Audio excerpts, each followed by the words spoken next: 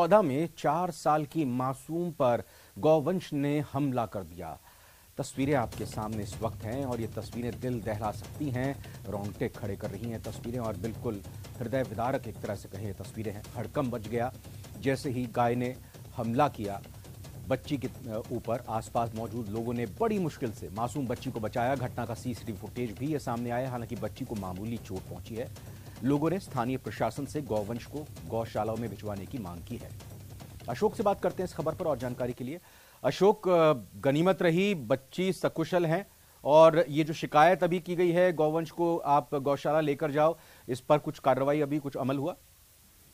देखिए, वाकई जिस तरह से विजुअल्स हम देख पा रहे हैं काफी हृदय विदारक हैं रविंद्र जी, लेकिन गनीमत ये रही कि बच्ची को महज मामूली चोट ही पहुंची और उसे कोई खास नुकसान नहीं पहुंचा।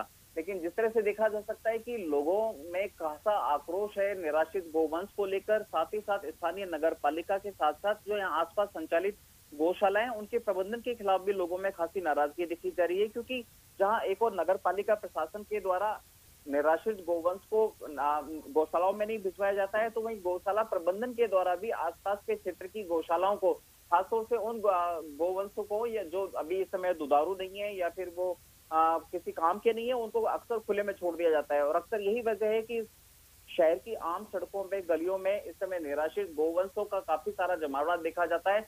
बच्चों और बुजुर्गों को काफी इनसे काफी खतरा भी बना रहता है। विजुअल्स को हम देख पा रहे हैं कि इस बच्ची को काफी हद तक निराश्रित गाय के द्वारा हमला किया गया, काफी हद तक उसको तेजी से हमला किया गया, लेकिन वहां मौके पर मौजूद लोगों ने कैसे न तैसे इस बच्ची को गोवंश बिल्कुल अशोक, जिन लोगों ने बहादुरी दिखाई, क्योंकि जिस तरह से गौवंश के आक्रामक तेवर थे उन पर भी हमला कर रही थी ये 4-5 जो युवक हैं जिन्होंने बहादुरी दिखाई, वाकई ये भी काबिले तारीफ है।